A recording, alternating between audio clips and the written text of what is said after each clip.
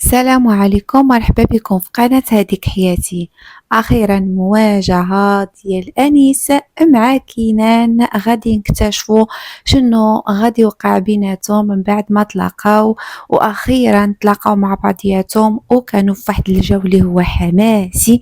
كنان كان عارف أن دينيس هو أنيس وهدر معاه بواحد الطريقة مغايرة للعادة ديالو، ونشوفوا شنو غادي يطرى من بعد في الحلقة. غادي نكتشفوا أحداث زوينة بزاف. باش ما نطولش عليكم، نشوفوا ملخص الحلقة كامل، بنشوفوا التفاصيل. البداية الفيديو غادي تكون مع كنان اللي كان جالس في البلاصة ديالو كيفكر، حتى جات لعندو بنت اختو لانها عارفة المكان ديالو فين موجود. هو تفاجأ بالوجود ديالها وقال لها علاش جيتي؟ ياك لاباس؟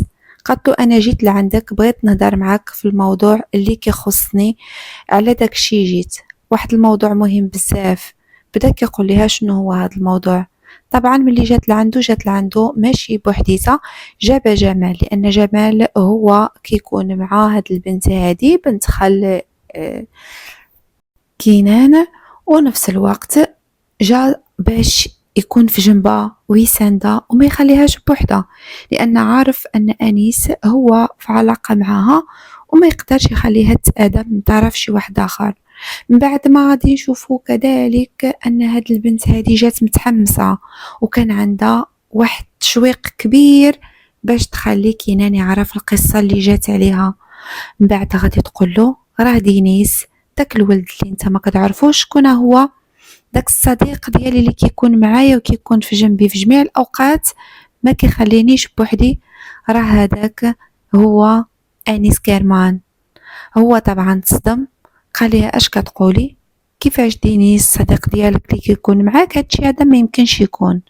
هي طبعا غتقول له هذه هي الحقيقة وجيت لعندك باش نحذرك، وإياك تفكر تدور بالجهة ديال أنيس كيرمان. قال لها كيفاش خليتي داك الحقير يدخل لحياتك؟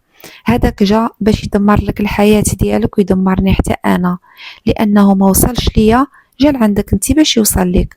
طبعا غادي تقول له إلا مشيتي قصي شعرة وحدة من أنيس فما غاديش يعجبك الحال، وغادي تكون النهاية ديالك على يدي. غنعطي الأرقام التليفون ديالك، التليفونات ديالك كاملين غنعطيهم للشرطة، وكذلك الأماكن ديالك اللي كتكون فيهم كاملين، يعني غادي يشدوك الشرطة وغادي يعاقبوك على جميع الأفعال ديالك اللي كدير. قالتلو انت واحد الإنسان قتال مجرم، ما كيشرفنيش تكون انت خالي، وغادي تمشي في حالة وتخليه. هنا ما قدرش يتحمل كينان، صافي بدا كيشوف راسو متوتر بزاف وقال ضروري خصني نهضر مع انيس باش نحمي سهير.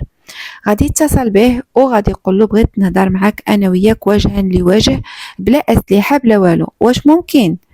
طبعا ما غاديش يعارض انيس، هذيك هي الحاجه اللي غادي تفرحه، هو انه يتلاقى مع كنان ويهدر معاه وجها لوجه.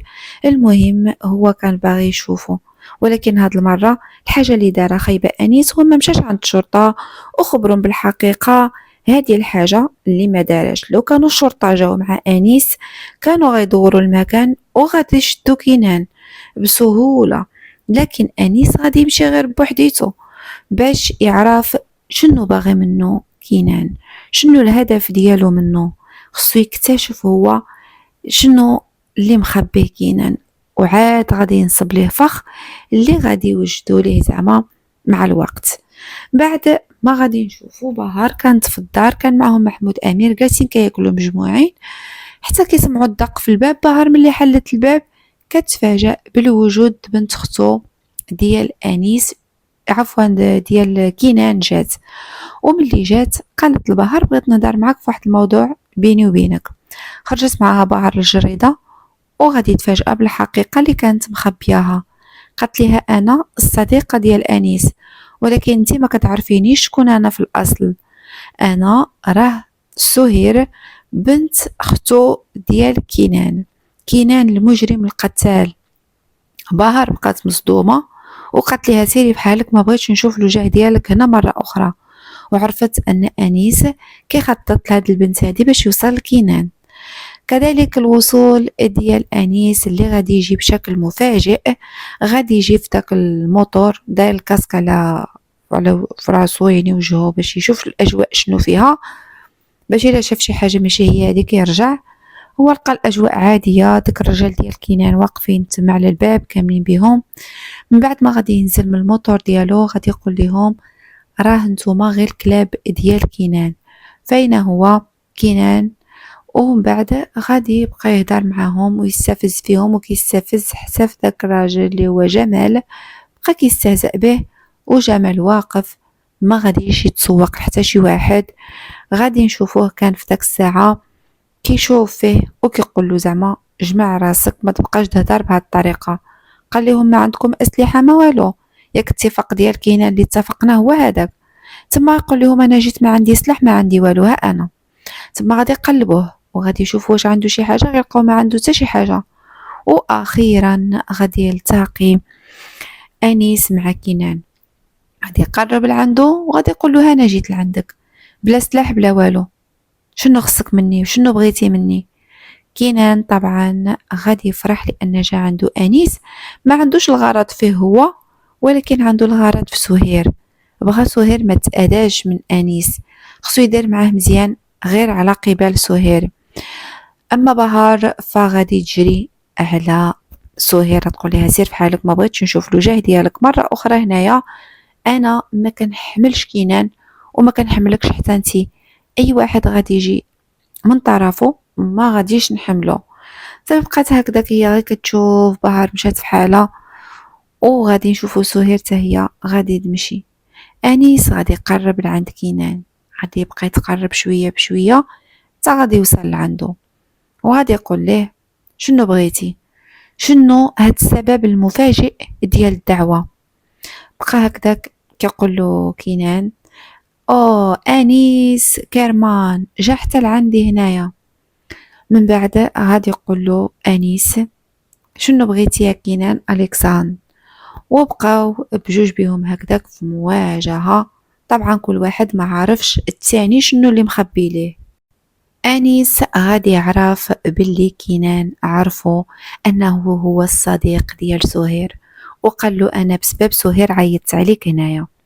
بقى هكذاك يقول له داك البنت هذيك راه ماشي غير بنت اختي وانما فحال بنتي، تعرفتي عليها لانك باغي توصل بزاف ديال الاشياء، ولكن انا ما غاديش نخليك تجاوز حدودك معاها، بما انك عزيز عليها ما غاديش نأذيك. انيس غادي يجبد واحد الرصاصه، قال له شفتي هاد الرصاصه هادي، فخصك تعرف ان الحياه ديالك غتنتهي بها. هاد الرصاصه غندخلها لك في القلب ديالك، المعاناه اللي عانيتهم غادي تعانيهم حتى انت، ودابا تشوف كل شي بعينك. كينان الكسان.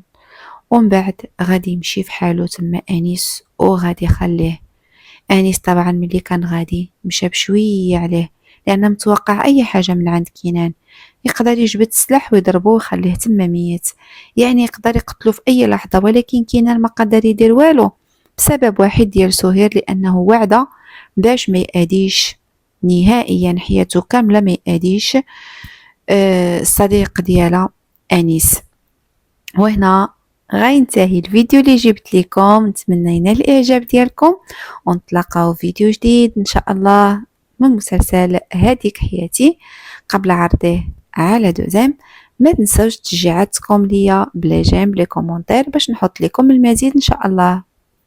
شكرا على المتابعة والى اللقاء.